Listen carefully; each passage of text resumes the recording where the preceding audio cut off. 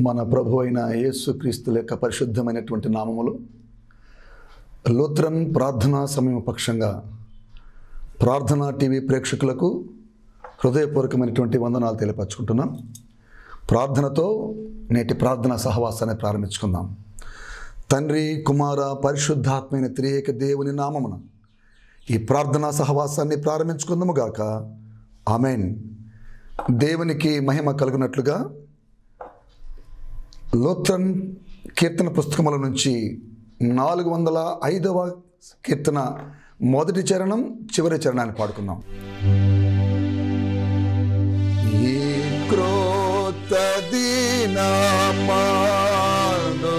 హాయిగా లేచుచు నా తండ్రి కాపు నాదు సంతోషపడుదు. ఆరోగ్య బలముంది ఈ దినమంతయు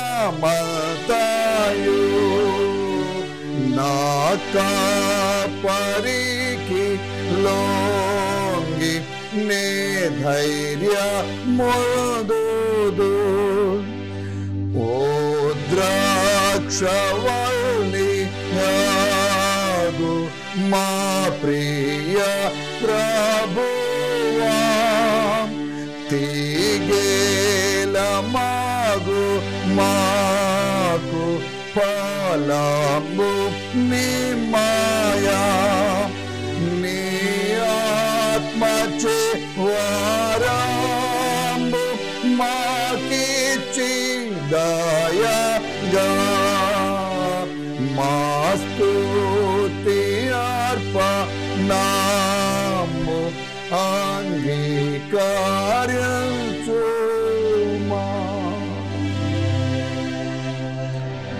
ఈ సమయం కొరకు ఏర్పాటు చేసుకున్న దేవుని యొక్క వాక్యాన్ని చదువుకుందాం.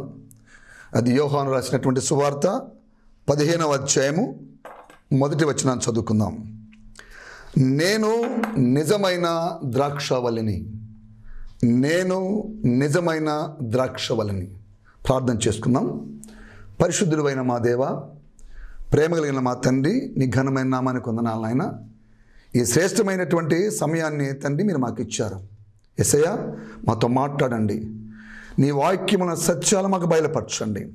నీ వాక్యముతో వెలిగించబడి పవిత్రపరచబడి నీ బిడ్డలుగా వర్ధిగలుటకు సహాయం చేయమని యేసు పరిశుద్ధ నామములో వేడుకొనుచున్నాం పరమ తండ్రి. ఆమెన్. మరొకసారి ప్రార్థనా టీవీ ప్రేక్షకులకు హృదయపూర్వక వందనాలు తెలియపరచుకుంటూ మరొకసారి మీ ముందుకు నేను వచ్చి దేవుని యొక్క వాక్యాన్ని పంచుకునే దానికి దేవుడు నాకు ఇచ్చిన అవకాశాన్ని బట్టి దేవునికి వందనాలు చెల్లించుకుంటూ ఈ కార్యక్రమాన్ని బహుభారముతో నడిపిస్తున్నటువంటి డైరెక్టర్ డెన్నీ గారికి, వారి బృందానికి వందనాలు తెలియపరచుకుంటున్నా. మరి చదువుకున్న వాక్యాన్ని ఒకసారి చూస్తే, నేను నిజమైన ద్రాక్షవల్లిని. ఈ మాట యేసు ప్రభు తన శిష్యులతో పలుకుతున్నటువంటి మాట. యెరూషలేము ప్రాంతంలో, దేవాలయము కట్టబడిన ప్రాంతంలో మరి యేసు ప్రభు తన శిష్యులతో కూడా ఉన్నప్పుడు యేసు పలికాడు ఈ మాట, నేను నిజమైన ద్రాక్షవల్లిని అని. మరి ఈ మాటను మనం వింటున్నప్పుడు మనకు కొన్ని విషయాలు అర్థం కావాలి. అదేంటంటే, నిజము కాని ద్రాక్షవల్లి ఏదో ఉంది అక్కడ. నిజము కానిది ఏదో ఉంది. ఆ నిజము కానిది ఏంది, నిజమైనది ఏది మనం తెలుసుకోవాలి. ఇక్కడ మనం గమనించవలసింది, యెరూషలేము ప్రాంతంలో సొలొమోను భక్తుడు, రాజు దేవాలయాన్ని కట్టిస్తూ ఆ ప్రాంతంలో ద్రాక్షవల్లిని ఆయన చెక్కాడు. ఒక అద్భుతంగా చెక్కాడు. ఆ శిష్యులు ఆ అద్భుతమైనటువంటి ఆ చిత్రీకరణను వాళ్ళు ఆసక్తిగా చూస్తున్నప్పుడు యేసు పలికినటువంటి మాట, అది ద్రాక్షవల్లి నిజమైనది కాదు, నిజమైన ద్రాక్షవల్లి వేరే ఉంది అంటున్నాడా. నేనే నిజమైన ద్రాక్షవల్లిని.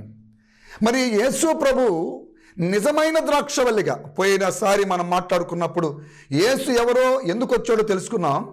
మరి ఈ సమయంలో కూడా యేసు ప్రభు ఎవరో ఈ వాక్యం ద్వారా తెలియపరచబడబడుతుంది. యేసు ఎందుకొరకు మన దగ్గరకు వచ్చాడో, ఎలా వచ్చాడో ఈ వాక్యం మనకు బోధపడుతుంది. నిజమైన ద్రాక్షవల్లిగా అంటే ఒక ద్రాక్షవల్లి ఉంది. ఏడా ద్రాక్షవల్లి అని మనం చూస్తే యెషయా గ్రంథం 5వ అధ్యాయంలో మనం చూస్తే అక్కడ తండ్రి అయినటువంటి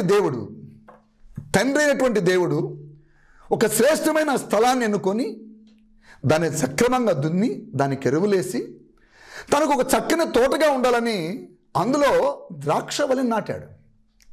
ద్రాక్షవల్లి అంటున్నాం కానీ మీకు ఒక మాట అర్థం కావాలి, అది సొంతగా నిలబడే చెట్టు కాదు, దానికి ఒక సపోర్ట్ కావాలి. ద్రాక్షవల్లి నిలబడాలంటే దానికి పందిలు ఉండాలి. ఆ పందిని ఆసరా చేసుకొని ఆ పందిలు అలా అల్లుకుంటూ అది శ్రేష్టమైన ఫలాలను యజమానునికి లేక వ్యవసాయదారునికి అందించాలి. మరి దేవుడు కూడా, తండ్రి అయినటువంటి దేవుడు కూడా నేలను సేద్యపరిచి దానికి అన్ని సత్తువులు కూడా వేసి ద్రాక్షవల్లిని నాటితే మరి ఆ ద్రాక్షవల్లి ద్వారా వచ్చే ఆ ఫలం ఎలాంటిదంటే కారు ద్రాక్షలు కాసెను.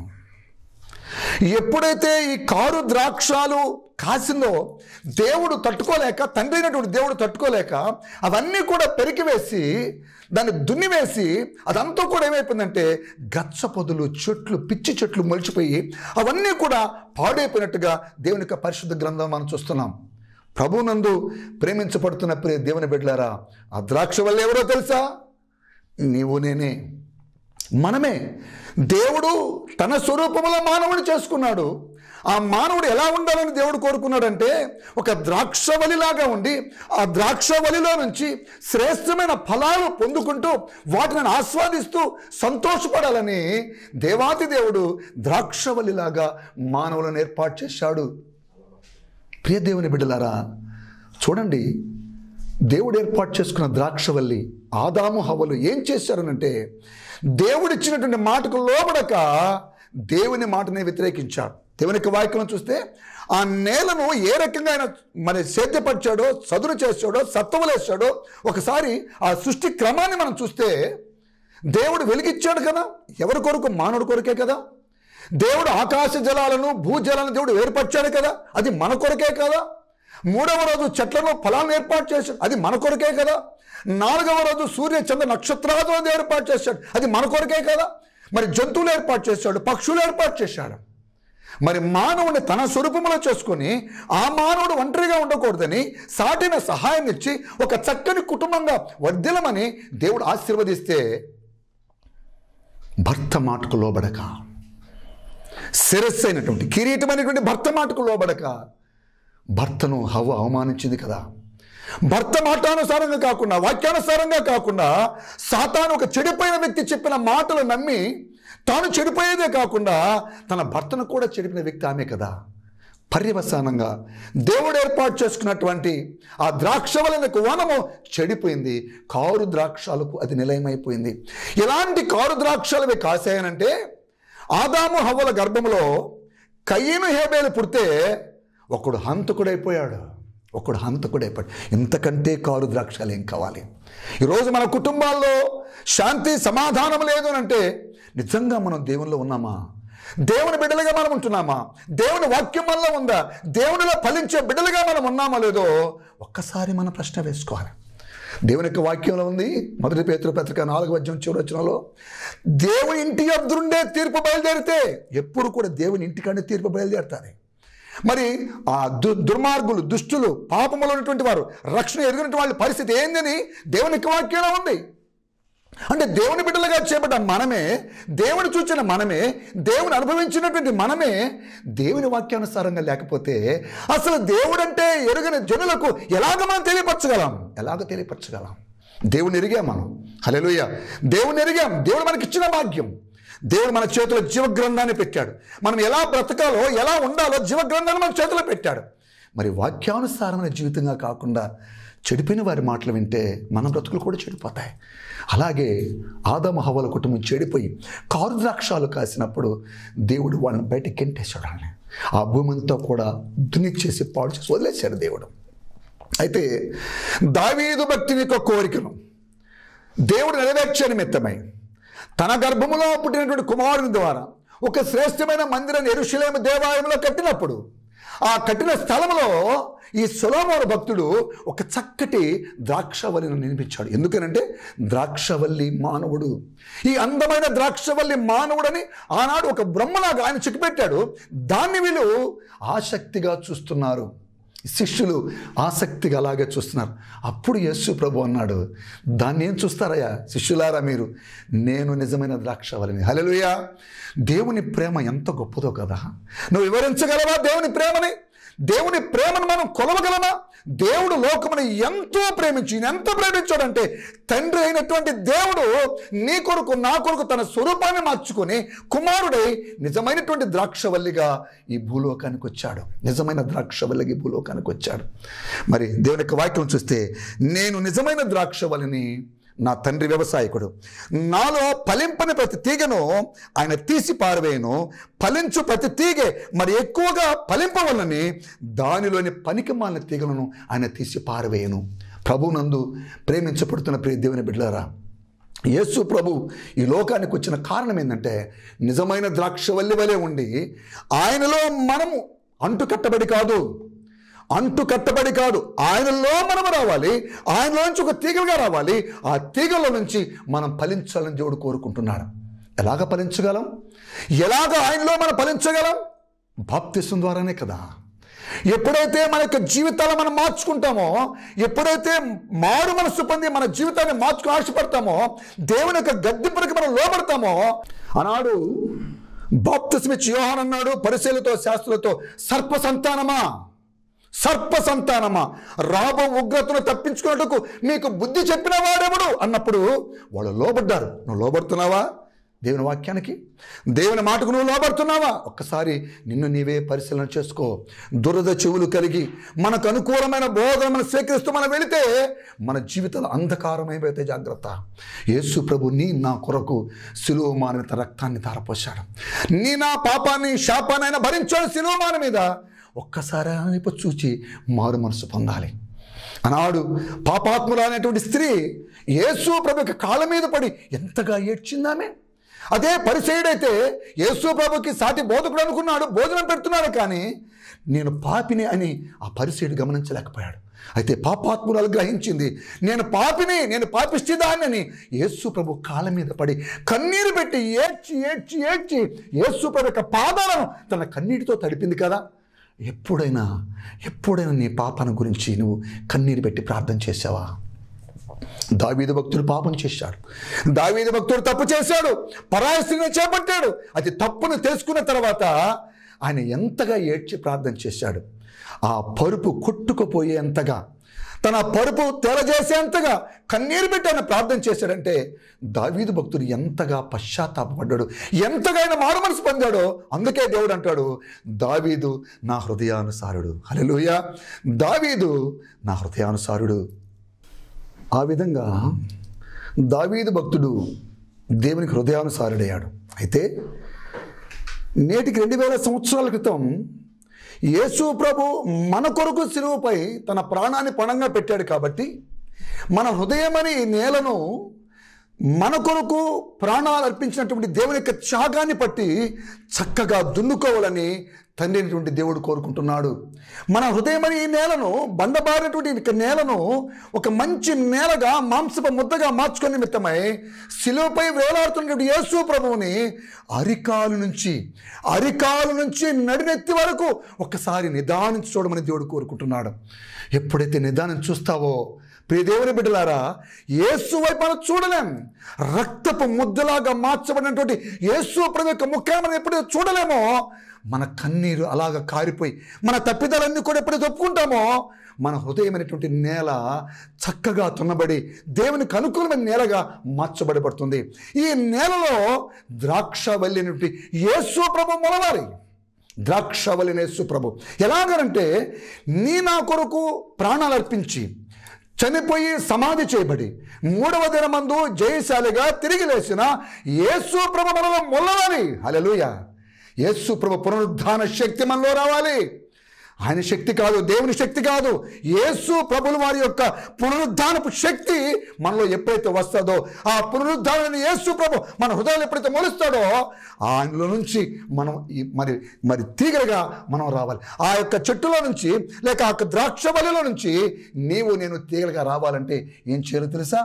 మనం కూడా యేసు ప్రభుల వారిని మన సొంత రక్షకుడిగా అంగీకరించి, మన విమోచకుడిగా అంగీకరించి, మన దేవుడిని అంగీకరించి ఎప్పుడైతే మన పాత జీవితాన్ని సమాధి చేస్తామో, బాప్తిస్మం ద్వారా తిరిగి యేసు ప్రభువులో మనం బ్రతకాలి. యేసు ప్రభువులో మనం వచ్చినట్లయితే ఆ యేసు ప్రభు యొక్క ఆ ద్రాక్ష వల్లి చెట్టులోంచి తీగల వలె మనం వస్తాము. హల్లెలూయా. నా జీవితంలో మారు మనసుందా? ఈ తీగలు వచ్చిన వారికి జీవితాల్లో దేవుడు కోరుకునే ఫలాలు కావాలి, కారు ద్రాక్షాలు కాదు. కారు ద్రాక్షాలు ఫలిస్తే దేవుడు తీసేస్తాడు. చెప్పాను కదా, తీర్పు దేవుని ఇంటిలోనే ప్రారంభమవుతుంది. ఎవరైతే మనం దేవుని నమ్ముకున్నామో తీర్పు అక్కడే ప్రారంభమవుతుంది. జాగ్రత్త. ఒక్కసారి మన జీవితాలను పరిశీలన చేసుకొని మనలో కారు ద్రాక్షాలు ఉంటే తొలగించుకుందాం, మనలో ప్రేమ లేని గుణం ఉంటే తొలగించుకుందాం. దేవుడు కోరుకునే ఫలం ఏందో తెలుసా? ఆత్మఫలం. దేవుడు కోరుకునే ఆత్మఫలం ఏంటి? ప్రేమ, సంతోషం, సమాధానం, దీర్ఘశాంతం, దయాళుత్వం, మంచితనం, విశ్వాసం, సాత్వికం, ఆశానిగ్రహం. ఈ 9 లక్షణాలు మనలో ఉన్నాయా? దేవుడు కోరుకుంటున్నాడు. ప్రేమ ఉందా? అసలు ప్రేమ ఎందుకు దూరం అయిపోతుందో తెలుసా? అక్రమము విస్తరించడం ద్వారా ప్రేమను కోల్పోతున్నాం మన జీవితంలో.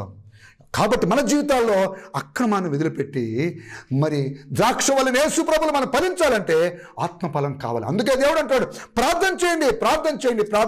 మీరు అడిగితే పరిశుద్ధాత్మనికి ఇస్తాను. మీరు చెడ్డవారైనా కూడా మీ తండ్రి మీకు ఇస్తున్నాడు కదా, మరి అంతకంటే గొప్పవాడు కదా దేవుడు. ఆ పరిశుద్ధాత్మను పొందుకొని మనం చేయవలసింది ప్రేమను అభివృద్ధి పరచుకో. ప్రేమ, సంతోషం, మరి సమాధానం, దీర్ఘశాంతం, దయాలు, ఇవన్నీ కూడా మనకు జీవితాలు ఉన్నాయా లేదో ఒక్కసారి ప్రశ్న వేసుకో. మన జీవితంలో ఆత్మఫలం ఉందా? ప్రేమించే గుణం మనలో ఉందా? క్షమించే గుణం మనలో ఉందా? ప్రభు ప్రార్థన చెప్తాం, మా ఎడల అపరాధములను చేసిన వారిని మేము క్షమించిన ప్రకారం మా అపరాధములను క్షమిస్తున్నామా? నీలో ప్రేమ ఉంటే క్షమిస్తావు. యేసు ప్రేమామయుడు. శిలువ మీద పలికిన మాట ఏంటంటే, తండ్రి వీరేమి చేస్తున్నారో వీరు ఎరుగరు గనక వీరిని క్షమించున్నాడంటే ఎంత ప్రేమ యేసులో ఉంది. ఆయన నమ్ముకున్నామే మనము. మన జీవితంలో ప్రేమ ఉందా? దేవుడు ప్రేమ కోరుకుంటున్నాడు. ఆత్మఫలం వల్ల ఉండాలి. రెండవది మనం చూస్తే, నీతి ఫలం కావాలి. దేవునిలో నీతి మనలో ఉండాలి. నీతి అంటే తెలివైనటువంటి లేక తెలివి కలిగినటువంటి ప్రేమ. ఏది మంచిదో ఏది చెడ్డదో వివేచించి అర్థం చేసుకునే ప్రేమ కావాలి. మూర్ఖపు ప్రేమ కాదు, గుడ్డి ప్రేమ కాదు, తెలివైనటువంటి ప్రేమ, తెలివి కలిగినటువంటి ప్రేమ. ఫిలిప్పీ పత్రిక 1:9 మాటలు రాయబడి ఉన్నాయి. నీతి బలం అంటే తెలివి కలిగినటువంటి ప్రేమ, తెలివితో కూడుకున్నటువంటి ప్రేమ మనలో ఉండాలి. ఏంటా తెలివి? ఇది మంచిదా చెడ్డదా, ఇలా మనం చేయొచ్చునా చేయకూడదా, మూర్ఖమైనటువంటి ప్రేమ కాదు, మూర్ఖంగా పట్టుదలతో ఉండే ప్రేమ కాదు, తెలివి కలిగినటువంటి ప్రేమ, తెలివితో కలిగిన ప్రేమ మనలో ఉండాలి. రెండవది అనుభవటు జ్ఞానం. అనుభవాలతో దేవుని పరిచర్యలో అనుభవాలతో కూడిన ప్రేమ జ్ఞానం మనలో ఉంటే అదే నీతి ఫలం. దేవుని యొక్క వాక్యం చెప్పబడింది, మీ పైన ఉన్నటువంటి వారి యొక్క అనుభవాన్ని జాగ్రత్తగా తీసుకొని వాటి ఫలాలను అనుభవించాలంటాడు. ఎవరైతే నీ కొరకు చివరి నిమిషం వరకు ప్రయాసపడ్డారో వాళ్ళ నీతి కార్యాలను బట్టి వాళ్ళను మనం అనుసరించాలని దేవుడు కోరుకుంటాడు. ఈ సమయంలో ఒక మాట మీకు చెప్తాను. ఈ ప్రాంతంలో స్వార్థ ప్రకటించినటువంటి మొట్టమొదటి వ్యక్తి డాక్టర్ మీలేస్ గారు. 1864వ సంవత్సరంలో ఆయన మన ప్రాంతానికి వచ్చాడు.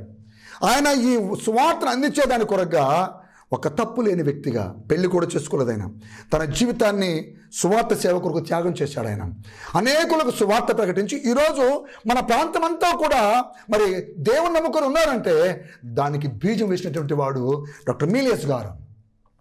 ఆ మీలేస్ గారిని జ్ఞాపకం చేసుకోవాలి. అలాంటి వారి కార్యాలను అనుభవంతో తెలుసుకొని వాళ్ళ అడుగుజాడలు నడవాలని దేవుడు కోరుకుంటున్నాడు. మరి మూడవది మనం చూస్తే వెలుగు ఫలము సమస్త విధములైనటువంటి మంచితనం. రెండవది అంటాడు నీతి సత్యముతో కూడుకున్నదే ఉండాలి. మనలో మంచితనం ఉండాలి. ఫలాని వ్యక్తి అంటే చాలా మంచివాడయ్యా, చాలా మంచిదా సహోదరి, చాలా మంచివాడు ఆయన. ఆ మంచితనం మన జీవితంలో ఉండాలి. రెండవది నీతి ఉండాలి. చెప్పిన నీతి అంటే నమ్మకత్వం, నీతి ఉండాలి. మూడవది సత్యం. ఏంటా సత్యం? నిజమైనటువంటి వాక్యమే, దేవుని యొక్క వాక్యమే సత్యం. ఈ సత్యమైన జీవవాక్కును మన చేతిలో పట్టుకుంటే అదే వెలుగు ఫలం. ఈ మూడు లేకనే ఆనాడు ఆదాము హవ్వలు ఏదైనా తోటలో కారు ద్రాక్షాలు కాసినందువలన దేవుడు వాళ్ళని గెంటేశాడు. ఈరోజు మనల్ని గెంటి వేయడం దేవునికి ఇష్టం లేక దేవుడి నిజమైన ద్రాక్షవల్లిగా యేసు ప్రభుకి లోకానికి వచ్చాడు. కాబట్టి ప్రభువునందు ప్రేమించబడుతున్న ప్రియ దేవుని బిడ్డ, పునరుద్ధారణ యేసులో మనం కూడా వద్దాం. పునరుద్ధారణ యేసులో మనం ఒక తీగ వలె వద్దాం. ఆ తీగలో దేవుడు కోరుకునేటువంటి ఆ శ్రేష్టమైన ఫలాలను అనుభవిద్దాం. దేవుడు అంటాడు, మీలో పనికి రాకపోతే తీసేస్తాను. తీసేస్తే అటువాడు ఏం చేస్తాడంటే అవన్నీ కూడా పోగు చేసుకొని అగ్నిలో కాల్చేస్తాడు. మనం కాల్చబట్టు కాదు, కానీ దేవుని యొక్క నిత్యమైన రాజ్యంలో, దేవుని యొక్క రాజ్యంలో శాశ్వతమైన బిడ్డలుగా మనం ఉండాలి. అంతేకాకుండా మనం ఎక్కువగా ఫలించడం ద్వారా దేవునికి వచ్చే ఆశీర్వాదం ఏంటంటే దేవుడు మహిమపరచబడతాడు. మనము బహుగా ఫలించడం వలన తండ్రి అయినటువంటి దేవుడు ఎంతగానో మహింపరచబడతాడు.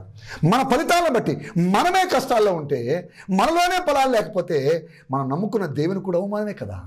ఒకసారి మనం ఆలోచన చేసుకుందాం, మన జీవితాలు మార్చుకుందాం, మన జీవితాలు పరిపూర్ణంగా మార్చుకొని నిజమైన ద్రాక్షవల్లిలాగా ఈ భూలోకానికి వచ్చిన యేసు ప్రభుని నమ్ముకుందాం. మనం కూడా ద్రాక్షవల్లి, ఆ ద్రాక్షవల్లిలో, యేసు ప్రభు ద్రాక్షవల్లిలో ద్రాక్ష తీగలుగా వద్దాం, బహుగా ఫలిద్దాం, దేవుని మహిమపడదాం, మనల్ని మన కుటుంబాలు కాపాడుకుందాం. అలాంటి శ్రేష్టమైన ఆశీర్వాదాన్ని పరిశుద్ధాత్మైనటువంటి దేవుడు మనకందరికి కూడా అనుగ్రహించి కాపాడునుగాక. ఆమేన్. తలలో ఉంచండి, ప్రార్థన చేసుకున్నాను. విన్న శ్రేష్టమైన వాక్యం మనందరి జీవితాలు నూరంతలుగా ఫలింపు పొందినట్లుగా విశ్వాసంతో ప్రార్థన చేసుకున్నాను. దయచేసి అందరూ కూడా తలలో ఉంచండి.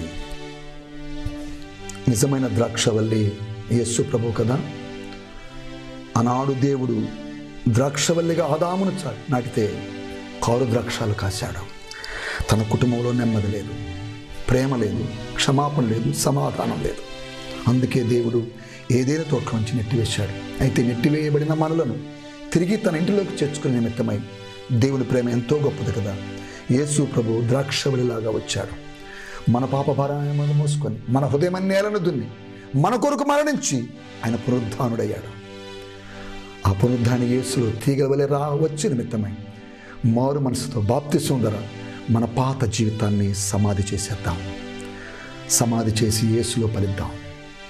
యేసులో మంచి తీగలుగా ఉన్నాం, ఫలించే తీగలుగా ఉన్నాం, ఫలించే తీగలుగా ఉన్నాం. ఆత్మఫలం ఉందా నీలో? నీలో నీతి ఫలం ఉందా? నీలో వెలుగు ఫలం ఉందా? ఇవి లేకపోతే దేవుడికి ఇంటేస్తాడు. జాగ్రత్త సుమా. ప్రార్థన చేసుకుందాం.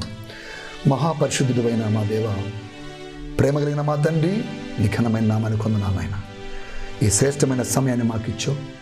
విలువైన వాక్యంతో మాట్లాడావు మా తండ్రి. నా తండ్రి, నీ ప్రేమ ఎంతో గొప్పది కదా తండ్రి.